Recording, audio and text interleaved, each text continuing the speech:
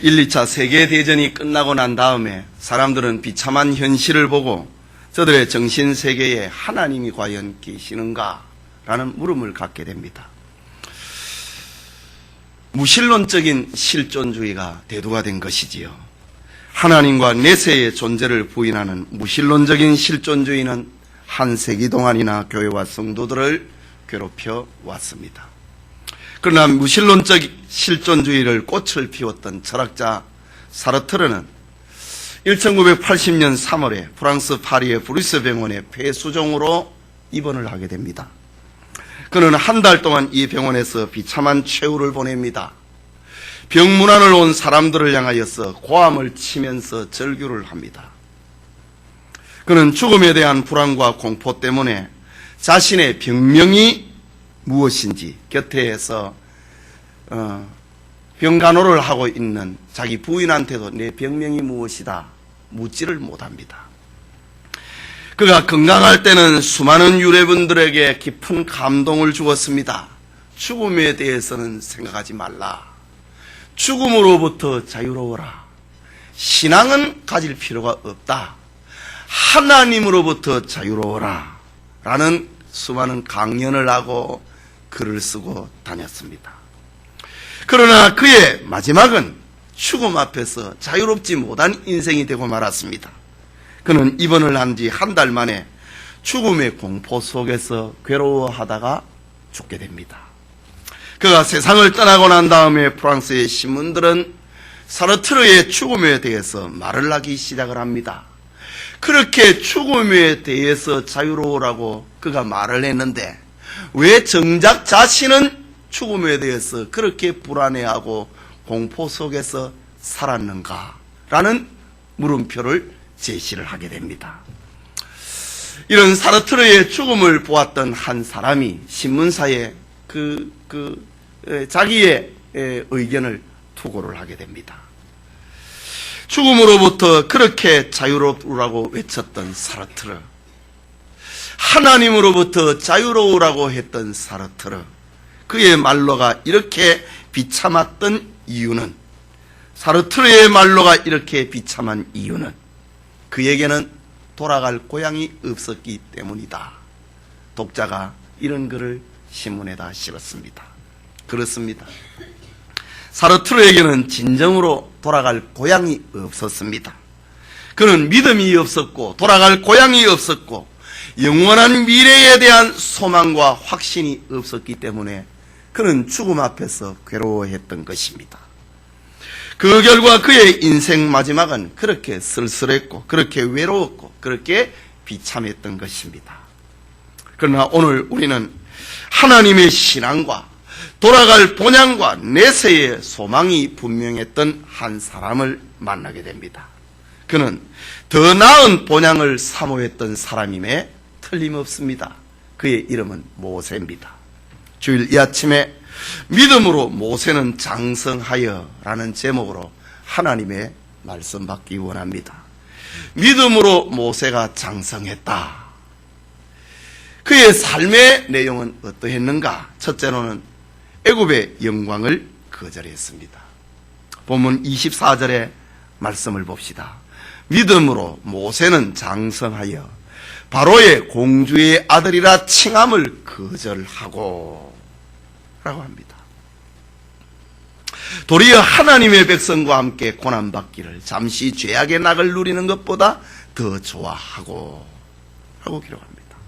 모세는 본래 경건한 레위지파의 가정에서 출생했습니다.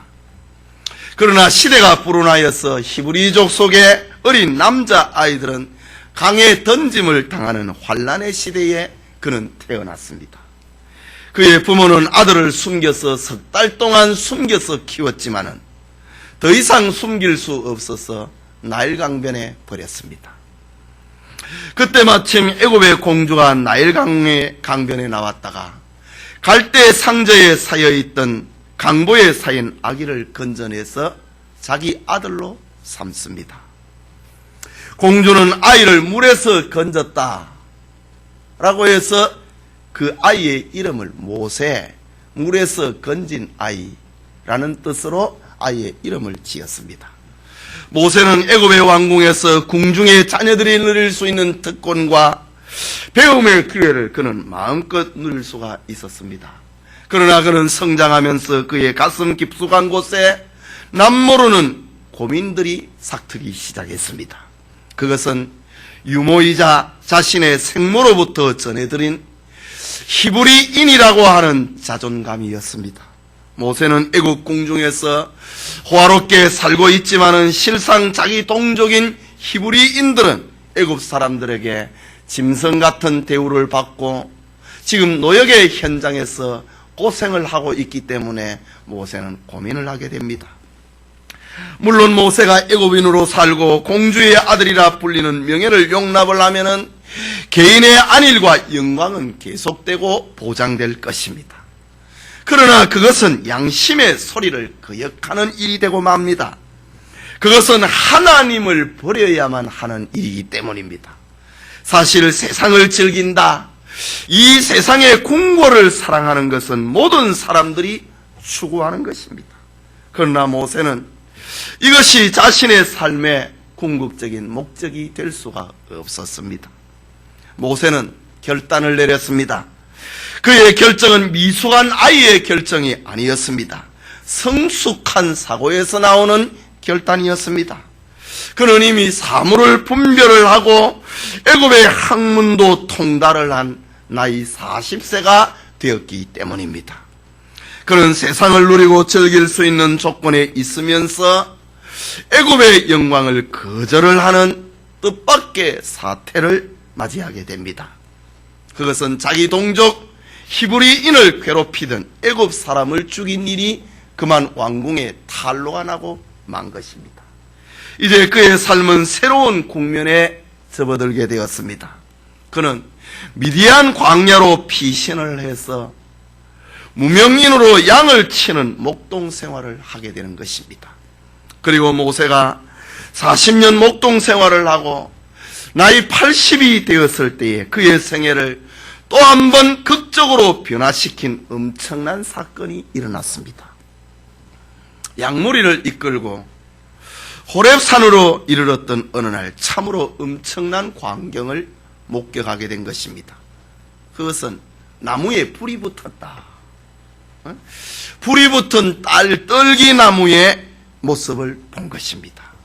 놀라운 것은 떨기나무에 불이 붙어 있는데 그 나무의 가지가 불타서 없어지지 않는 것입니다. 참으로 이상한 광경이었습니다. 모세는 이 신비로운 모습 앞에 이끌림을 당하게 됩니다. 바로 그 순간 모세는 모세야 모세야 하고 자기 이름을 불러주시는 신령한 영음을 듣게 됩니다. 모세는 자기의 이름을 알고 자기의 이름을 부르시는 음성이 떨어지자마자 자기도 모르게 내가 여기 있나이다 라는 말이 모세의 입에서 터져나왔습니다. 그리고 다시 모세에게 들려온 음성은 너의 선 곳은 거룩한 땅이니 네 발에 신을 벗으라 라는 소리였습니다. 신비한 음성은 계속되었습니다.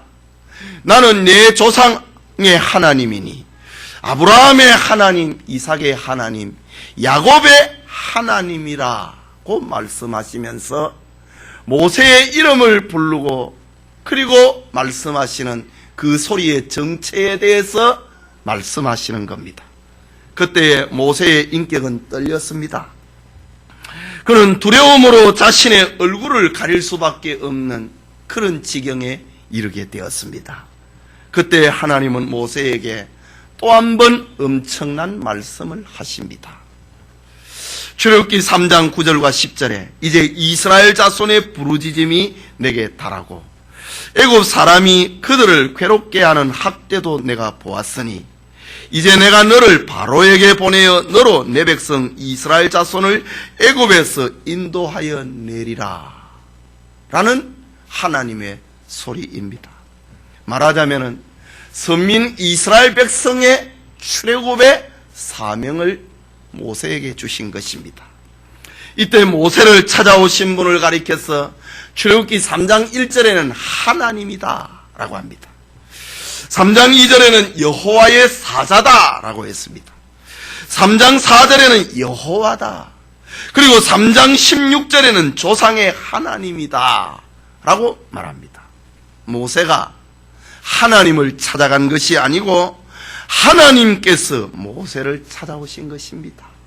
하나님께서 불붙는 떨기나무를 모세에게 보게 만들고 그 신비한 광경에 가까이 오게 만들고 모세야 모세야 그의 이름을 부르고 너의 선 곳은 거룩한 곳이다. 나는 너의 조상의 하나님, 아브라함의 하나님, 이삭의 하나님, 야곱의 하나님이다. 너가 애굽의 바로 왕에게 가서 내 백성을 불러내라. 하나님이 모세에게 찾아오신 것입니다. 모세가 하나님께 아뢰는 것이 아니라 하나님이 모세에게 말씀하신 것입니다. 이 엄청난 하나님의 자기 계시와 사명 앞에 모세는 순종할 수밖에 없었던 것입니다. 그런데 오늘 성경을 보면 아주 재미있는 표현이 나옵니다. 모세가 애굽의 궁중에서 40년을 살았다. 그리고 40이 되었을 때 자기 동족을 돌아볼 마음이 생겨서 갔다가 애굽인을 죽였다. 그런데 이것이 탄로가 나서 궁중에서 도망을 쳐서 미디안에 와서 살았다. 이런 장면을 가리켜서 믿음이었다 라고 성경은 말하고 있습니다. 그리고 미디안에서 40년 동안 무명인으로 이드로의 사위가 되어서 양떼를 기르고 있었다. 그리고 하나님의 그 신비로운 떨기나무 불꽃을 보고 그것이 무엇인가 신비해서 거기에 이끌림을 되었고 하나님의 음성을 듣고 하나님의 사명을 받았다. 이 모든 것을 가리켜 믿음이었다 라고 성경은 말을 하고 있습니다. 그래서 본문 24절에 믿음으로 모세는 장성하여 바로의 공주의 아들이라 칭함을 거절했다. 또 27절에 믿음으로 애굽을 떠나 임금의 노함을 무서워 아니하고 모세의 모든 행동을 가리켜 믿음이었다 라고 말합니다. 하나님은 궁중에서 신앙으로 자라난 모세로 애굽에서 고난받는 동포들을 돌아보게 하셨고 그것이 탄로가 나서 미디안으로 도망치게 하셨고 호렙산에서 모세를 만나 주심으로 출애굽의 사명을 주셨는데 이것이 전부 믿음이었다라고 합니다. 성도님, 우리에게도 언제나 두 가지의 갈림길이 놓여 있습니다. 신앙의 길과 불신앙의 길입니다. 신명기 30장 19절에서 20절에는 내가 오늘날 천지를 불러서 너희에게 증거를 삼노라. 내가 생명과 사명과 사망과 복과 저주를 네 앞에 두었은즉 너와 내 자손이 살기 위하여 생명을 택하고 내 하나님 여호와를 사랑하고 그 말씀을 순종하며 또 그에게 부종하라, 순종하라 라고 말씀하셨습니다. 세상에 아무리 무한한 부귀와 영달을 보장을 해주어도 하나님의 자녀에게는 어울리지 않는 자리가 있습니다. 모세에게 애굽은 공주의 아들이라 칭함을 받고 장차 왕위가 보장이 되어 있는 그의 자리임에도 자기에게 어울리지 않는 자리가 있었다라는 겁니다. 그것은 모세는 나는 히브리인이다. 나는 하나님의 자손이다. 나는 저 고난받는 하나님의 백성들과 나는 같이 해야 될 사람이다.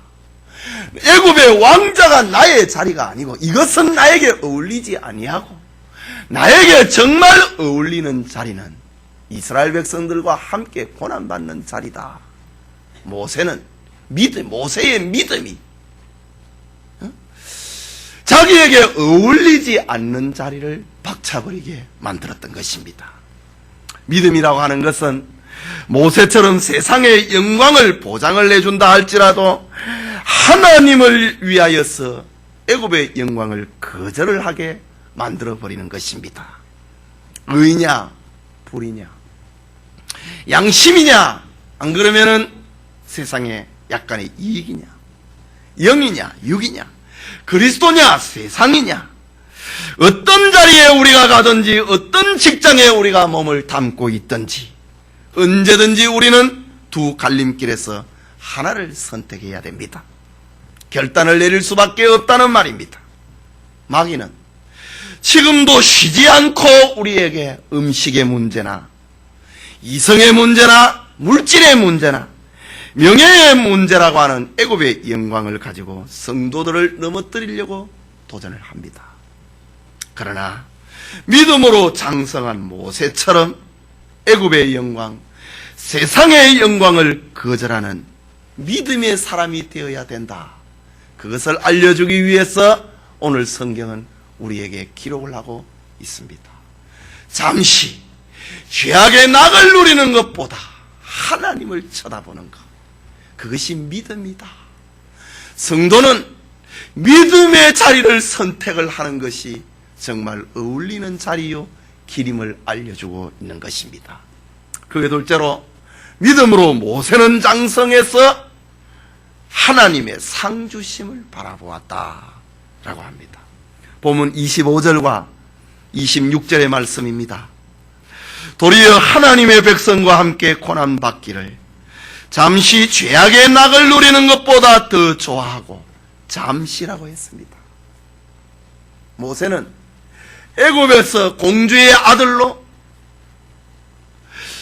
바로 왕에게 아들이 없었기 때문에 이 공주의 아들이 왕위를 물려받게 됩니다. 공주의 아들이고 애굽의 왕위보다도 왕위를 가리켜서 잠시 죄악의 낙이라고 했습니다. 하나님의 백성과 함께 고난받기를 잠시 죄악의 낙을 누리는 것보다 더 좋아하고, 그리스도를 위하여 받는 능력을 애굽의 모든 보화보다 더 큰 재물로 여겼으니 이는 상주시는 이심을 바라봄이라. 영원한 것, 잠시 죄악의 낙이 아니라 영원한 하나님의 세계, 그것을 바라보았다. 또 27절에는 보이지 아니하는 자를 보는 것 같이 하고 하여 참았으며, 보이지 아니하는 하나님을 눈에 보이는 하나님처럼 모세는 따라갔다.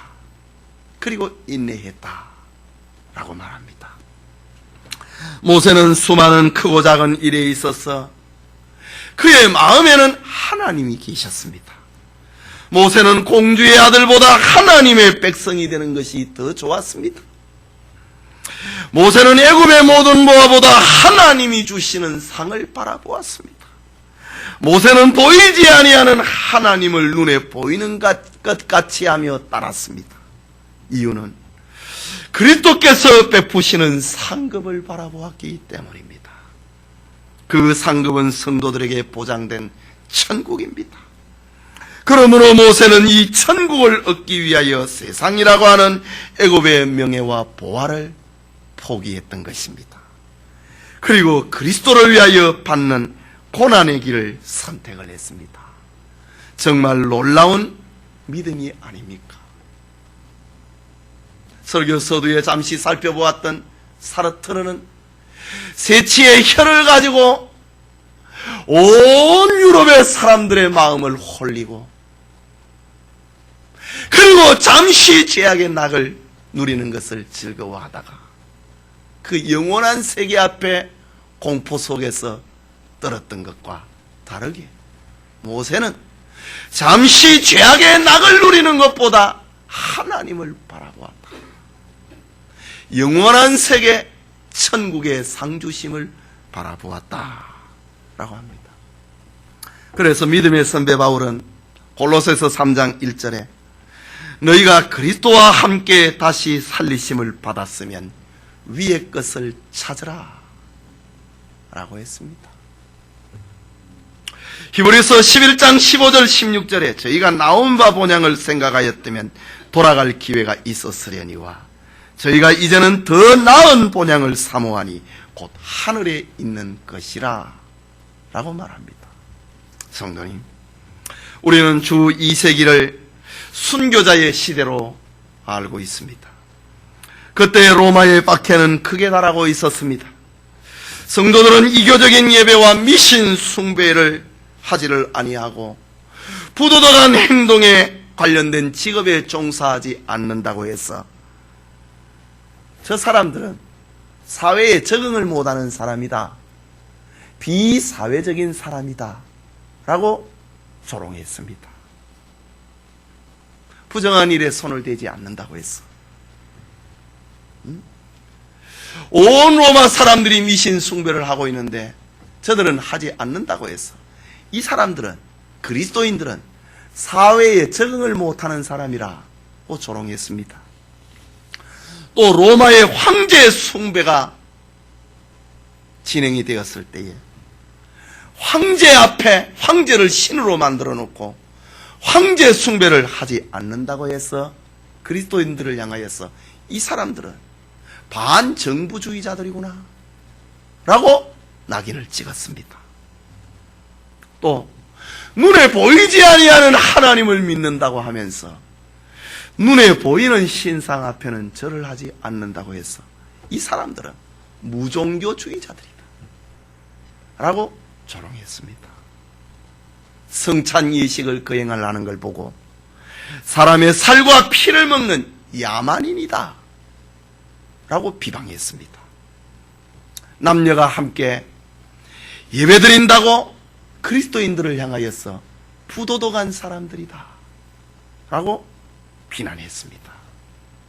이때의 기독교인들이 당하였던 고난은 우리로 하여금 전율을 느끼게 만듭니다.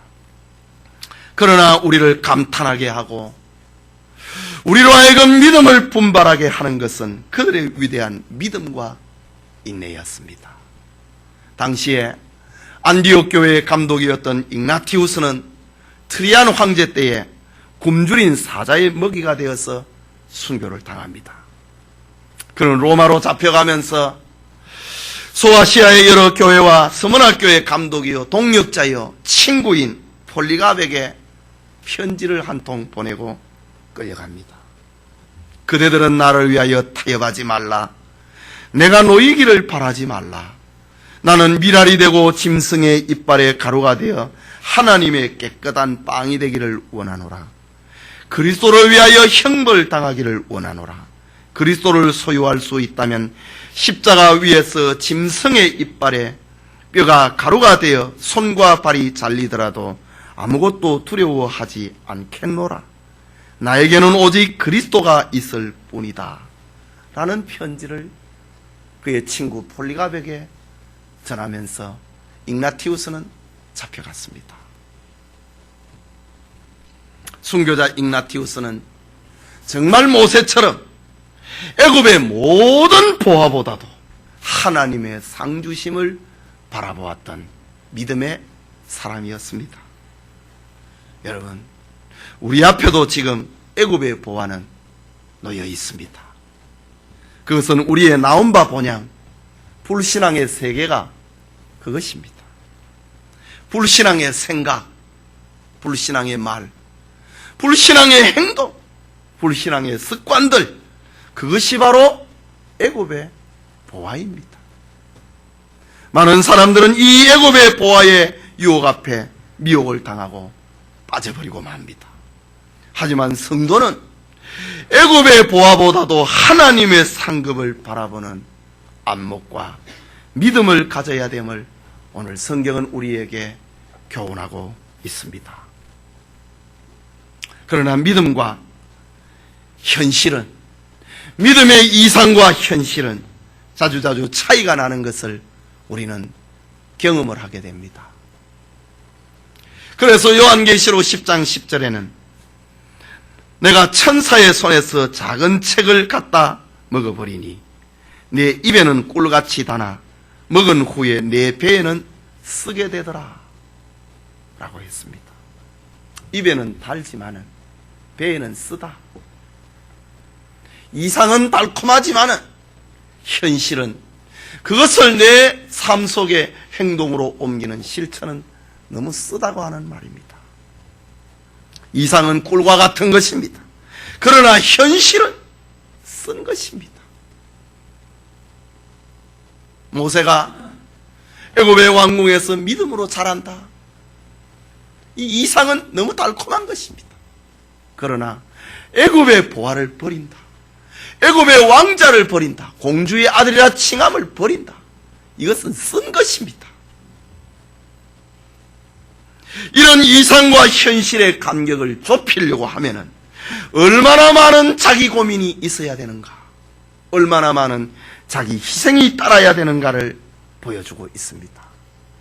자기 고민과 자기 희생, 이상과 현실, 믿음과 현실의 간격을 좁히는 힘이 무엇인가? 그게 믿음입니다. 여러분, 모세가 어느 날 갑자기 믿음이 생겨갖고 내 백성을 돌아봐야지, 그거 아닙니다. 어느 날 갑자기 나는 애굽의 공주의 아들이라 칭함을 버려야지, 이거 아닙니다. 수많은 자기 고민, 자기 희생의 결과로 말미암아 그제서야 모세는 행동으로 옮긴 것입니다. 이 간격을 좁히는 것을 가리켜 믿음이다 라는 것입니다. 그래서 히브리서 11장에 나타난 모든 성도들의 공통점, 에덴 동산에서 추방을 당하고 난 다음에 히브리서가 기록이 되었던 AD 1세기, 그 수천 년의 역사 가운데 그 사람들의 살았던 삶을 기록을 하고 있는 히브리서 11장의 사람들의 공통점은 믿음이다 라는 겁니다. 믿음으로 살았다, 믿음으로 살았다, 믿음으로 살았다. 이것이 구약과 신약의 시대, 박해기를 살아가는 이 시대를 살아가는 성도들의 공통점이었다. 세상을 이기는 힘은 믿음이다. 하나님의 백성들이 세상에서 살아가는 삶의 방식은 믿음이다. 이것을 히브리서 저자는 가르쳐주고 있습니다. 성도가 이 세상에서 승리하고 이길 수 있는 방법은 믿음밖에 없다라는 겁니다. 오늘 이 히브리서가 기록이 되었을 때는 마치 로마인들에게 ig나티우스가 잡혀가는 것처럼 유대인들에 의해서 그리스도인들이 박해를 받고 있었을 때입니다. 사도 바울이 그리스도인들을 죽이려고 혈안이 되었던 것처럼 그 이후에도 수많은 유대인들이 기독 신자들을 잡아 죽이기에 혈안이 되었습니다. 이때에 우리가 살아가는 방법이 무엇이겠는가? 믿음이다. 그것을 알려주고 있는 것이 오늘 히브리서 성경입니다. 하나님은 여러분에게 재주보다는 믿음을 원하십니다. 하나님은 여러분의 유창한 말보다는 믿음을 원하십니다. 하나님은 여러분의 몸과 물질보다 믿음을 원하십니다. 믿음이 없이는 천사의 모습을 한다 할지라도 소용이 없다고 하는 것을 가르쳐주기 위해서 오늘 성경은 기록을 하고 있고, 오늘 본문에 믿음으로 모세는 장성하여 라는 본문을 제가 택한 것입니다. 그래서 히브리서 11장 6절에 믿음이 없이는 기쁘시게 못하나니 하나님께 나아가는 자는 반드시 그가 계신 것과 또한 그가 자기를 찾는 자들에게 상 주시는 이심을 믿어야 된다. 하나님의 자녀인 성도가 이 세상을 살아가면서 살아가는 방법은 믿음이고, 이 세상을 이기는 법은 믿음밖에 없다는 것을 알려주고 있습니다. 우리 성도님들이 하나님이 주신 믿음, 모세처럼 하나님의 상 주시는 이심을 바라는 믿음, 믿음이 있는 성도들이 되시기를 소원합니다. 마지막으로 모세는 장성을 하여 유월절과 피 뿌리는 예를 정하고 홍해를 건넜습니다. 이 말이 무슨 말이냐? 28절과 29절을 봅니다. 믿음으로 전부 믿음입니다. 믿음으로 유월절과 피 뿌리는 예를 정하였으니 이는 장자를 멸하는 자로 저희를 건드리지 않게 하려 한 것이며, 믿음으로 저희가 홍해를 육지같이 건넜으며 애굽 사람들은 이것을 시험하다가 빠져 죽었으며 라고 합니다. 유월절이라고 하는 것은 하나님의 공의가 애굽에 발동이 되어서 애굽의 모든 처음 난 것, 짐승이든지 사람이든지 장자가 죽는 그날 밤이었습니다. 하나님께서 모세에게 어린 양을 잡아서 그 피를 우슬초에 찍어서, 빗자루와 같이 우슬초를 만들어서 그 피에 찍어서 문설주와 임방에 바르고 뿌리라고 하는 예식입니다. 이 예식을 행한 이스라엘 백성들의 집에만 하나님의 공의가 건너갔다 이거지. 장자를 죽이는, 멸하시는 자로 이는 장자를 멸하는 자로 저희를 건드리지 않게 하려 한 것이며, 모세가 이스라엘 백성들에게 이 예식을 전해 주었다. 유월절과 피 뿌리는 예식을 전해 주었다 라는 겁니다. 유월절은 구약의 절기 가운데 가장 엄숙하고 가장 의미심장하게 그리스도를 생각나게 하는 사건입니다. 그래서 유월절과 피 뿌리는 예식은 그리스도 대속의 모형입니다. 장차 예수님이 십자가에 못 박혀 피 흘려 죽으시는 모형이 유월절과 피 뿌리는 사건입니다. 이스라엘 백성들은 하나님으로부터, 하나님의 공의로부터 보호를 받고 이스라엘 백성들이 출애굽의 은총을 얻기 위하여 믿음으로 모세의 말에 따라서 어린 양을 잡았습니다. 그리고 그 피를 우슬초 단에 묻혀서 문설주와 임망에 바르고 뿌렸습니다. 그리스도는 바로 유월절의 어린 양이었는데, 모세는 자신들의 공로로 말미암아 구원을 얻을 수 없고 그리스도의 피공로로 말미암아 우리가 구원을 얻을 수 있다, 이것을 이스라엘 백성들에게 알려주었다. 모세가 믿었고 이것을 이스라엘 백성들에게 알려주었다. 모세가 지난날에 바로의 공주의 아들이라고 하는 힘을 가지고 이스라엘 백성들을 좀 돌아보고 싶었습니다. 자기 공로로는 안 됐습니다. 그러나 이스라엘 백성들이 저 애굽에서 출애굽을 한다. 이스라엘 백성들이 장자가 죽는 날 밤에 죽지 아니하고 산다. 이것은 사람의 공로로는 안 된다 이거지요. 어린 양을 잡아갖고 그 피를 설주와 임방에 바르는 집에만 안 죽는다. 그리고 애굽에서 탈출할 수 있다. 이것을 이스라엘 백성들에게 알려준 사건이 바로 모세입니다. 모세는 그걸 믿었고 그것을 이스라엘 백성들에게 알려주었습니다. 그래서 믿음으로 유월절과 피 뿌리는 일을 정했다. 그렇다면 모세의 삶에 있어서 절정은, 모세의 삶에 있어서 최고봉은 유월절과 피 뿌리는 일을 정한 것입니다. 내 공로로는 살 수 없다. 하나님의 공의 앞에 내 공로로는 피할 길이 없다. 유월절에 피 뿌리는 일을 받아야 된다. 내 공로로는 애굽에서 탈출할 수 없다. 유월절에 피 뿌리는 예식을 통해서 하나님이 우리를 구원한다. 이것을 모세가 믿었고 이것을 이스라엘 백성들에게 전한, 이것이 모세의 삶에 있어서 절정이었습니다. 이것은 모세뿐만이 아니고 우리의 삶에 있어서도 마찬가지입니다. 우리가 살아가면서 우리의 삶의 최고봉이 무엇인가? 그것은 예수님께서 나의 죄를 위해서 십자가에 죽었다.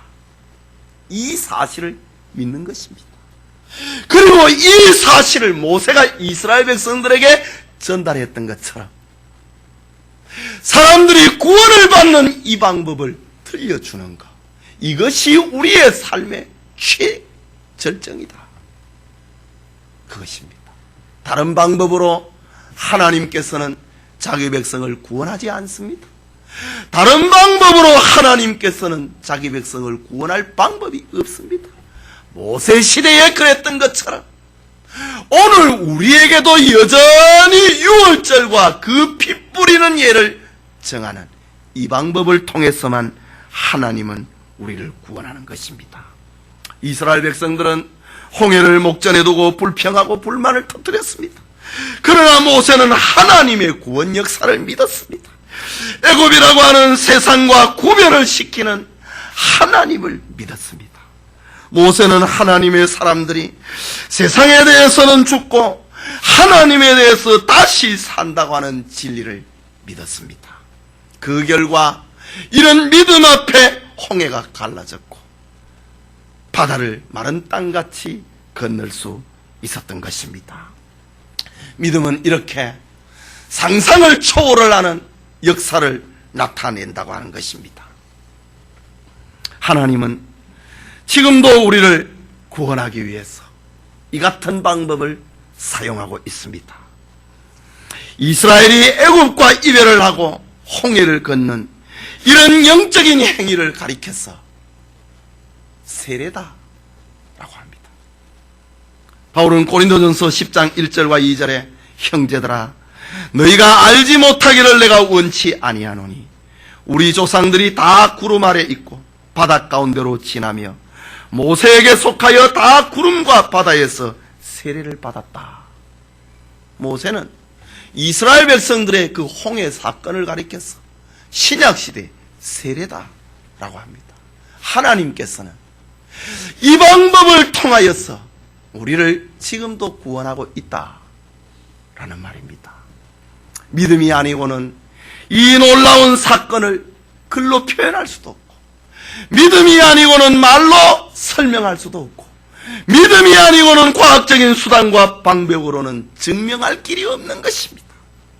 믿음이라고 하는 고상한 지식만이 이 큰 사건을 받아들일 수 있는 것입니다. 아버지는 어린 자식에게 자신의 존재와 부권에 대해서 설명할 길이 없습니다. 젖을 먹는 어린아이에게 나에게는 부권이 있다, 모권이 있다, 내가 네 아버지다, 어떤 방법으로 어린아이에게 설명을 할 수 있겠습니까? 아버지는 자신이 아버지임에도 젖을 먹는 어린아이에게 의학적으로, 사회학적으로, 과학적으로, 정치학적으로 내가 네 아버지다라는 말을 설명을 못합니다. 하지만 그 어린아이는 아버지와 어머니를 태산처럼 믿고 즐기고 행복해하는 것입니다. 밥을 보면은, 배가 고프면은 엄마를 향하여서 웁니다. 다른 사람을 향하여서 뭐 달라고 못합니다. 누가 가르쳐주지 아니해도 있는 지식. 그리고 아이가 자라면은 아버지 어머니의 존재와 권위에 복종을 하고 효를 다하게 됩니다. 이것은 세상적인 지식이 아니라 천성적인 지식입니다. 이처럼 그리스도의 보혈이 역사하는 사람에게 하나님은 그리스도를 나의 구주로 영접하게 만듭니다. 이 설명이 안 되는 겁니다. 그리스도의 보혈이 역사하는 사람에게 하나님은 자기 백성을 세상과 구별시킵니다. 세상은 내 자리가 아니다라고 하는 것을 믿음이 발동하도록 만듭니다. 모세가 애굽의 왕궁은 내 자리가 아니라 이거지요. 이스라엘 백성과 하나님의 백성과 함께 고난받는 것, 그 자리가 내 자리다. 그리스도의 보혈을 믿는 사람에게 믿음이 발동을 해서 자기 자리를 찾아가게 만듭니다. 이걸 어떻게 설명을 할 수 있냐 이거죠. 그리스도의 보혈이 역사하는 사람에게 자기가 받은 은사를 가지고 하나님의 영광을 위해서 살게 만듭니다. 이걸 어떻게 물리적인 힘으로 할 수 있습니까? 그리스도의 보혈이 우리의 심령 속에, 우리의 마음 속에 역사를 해서 세상에 속된 것을 버리고 천국을 바라보며 살게 만듭니다. 이거는 믿음이 아니고는 설명할 길이 없는 것입니다. 우리 성도님들이 그리스도의 보혈이 역사를 해서 참된 행복을 누리고, 모세가 유월절과 그 피 뿌린 예식을 정했던 것처럼 그리스도의 보혈이 우리의 마음속에 역사를 해서 내가 믿어 하나님의 자녀가 되고, 그리고 자손들과 이웃에게 피 뿌리는 예를 정해주는, 구원받는 길을 정해주는 모세와 같은 믿음이 있는 성도들이 되시기를 바랍니다. 성도 여러분, 우리가 살고 있는 이 세상은 확실히 애굽입니다. 애굽이라고 하는 세상은 언제나 하나님의 사람을 미혹을 하고 죽이려고 합니다. 성경 전체가 이런 역사이지 않습니까? 가인을 통한 아벨의 사례가 그것입니다. 에서의 야곱을 향한 원한이 그것입니다. 애굽의 바로왕이 남아 살해 명령을 내린 것이 그것입니다. 이세벨이 선지자들을 죽이는 광기가 그것입니다. 아달의 폭정이 다윗의 유일한 왕손인 요아스를 죽이려고 했던 것이 하나님의 사람을 죽이려고 했던 사탄의 계획입니다. 하만의 유대인 멸절 계획이 그것이고, 헤롯 왕이 하나님의 아들 예수를 죽이려고 동방박사들에게 간계를 꾸민 것이 바로 그것입니다. 이 세상의 역사는 애굽이라고 하는 세상이 하나님의 사람을 미혹을 하고 죽이려고 하는 역사다. 그래서 요한계시록에는 사탄의 마지막 최후 목적이 여인의 남은 자손을 죽이는 것이라고 성경은 기록을 합니다. 계시록 12장 17절에 여인의 남은 자손이라고 하는 것은 하나님의 계명을 지키고 예수 신앙을 가지고 있는 성도들을 가리킵니다. 사탄의 마지막 공작, 하나님의 말씀을 지키고 예수 신앙을 가지고 있는 그 믿음을 무너뜨리는 것이 사탄의 마지막 계획이라고 요한계시록이 우리에게 들려줍니다. 그러나 애굽이라고 하는 세상에서 성도가 죽지 않는 방법이 있다. 그것을 성경은 우리에게 알려줍니다. 애굽이라고 하는 세상에서 생존의 방법이 있다. 이것을 성경은 우리에게 알려주고 있습니다. 그것이 무엇인가? 믿음이다. 에덴 동산에서 추방을 당하고 난 다음에 히브리서 성경이 기록이 되기까지 수많은 믿음의 사람들을 히브리서 11장에서 기록을 하고 있는데, 저들이 세상에서 죽지 않은 방법이 있었다. 믿음이었다. 저들이 세상을 살아가고 있는 유일한 방법이 있었다. 그것은 믿음이었다. 이것은 오늘 우리에게도 똑같은 원리입니다. 창세 이후로 오늘 우리의 시대까지 우리가 신앙생활을 하기 좋은 때가 언제 있었습니까? 환난의 때에는 칼을 들고 믿음을 뺏으려고 했습니다. 그러나 평화로운 시대에는 성도들을 미혹을 내갖고 타성해졌게 만들고 경각심을 빼앗아가지고 성도들의 믿음을 무너뜨리려고 했습니다. 지금까지 신앙생활을 하기 좋은 때는 없었습니다. 그것이 환난의 때이든지 그것이 평화의 때이든지 마찬가지였습니다. 그러나 우리가 사는 시대가 언제이든지 간에 세상을 이기는 방법이 있다. 그것은 믿음이다. 성도가 세상을 살아가는 방법이 있다. 그것은 믿음이다. 라는 것입니다. 여러분, 이 믿음은 신구약 성경 66권인 하나님의 말씀으로 양육을 받을 때에 생기는 것입니다. 그리고 하나님을 생활 속에서 경험을 할 때에 이 믿음이 충만해지는 것입니다. 믿음이 있어야 애굽의 영광, 애굽의 쾌락, 애굽의 부귀, 애굽의 명예를 거절할 수가 있고, 믿음이 있어야 상 주시는 이인 하나님을 바라볼 수 있고, 믿음이 있어야 6월절의 어린 양, 나를 위하여 십자가에 죽으신 그리스도를 내 삶에 받아들이고 그분을 증거할 수 있는 것입니다. 믿음이 있어야 우리에게 주신 은사를 선용을 해서 주를 위해서 살아갈 수 있는 것입니다. 모세가 받았던 이 축복, 이 믿음, 이 은혜, 우리 모든 성도들에게도 함께하기를 소원합니다.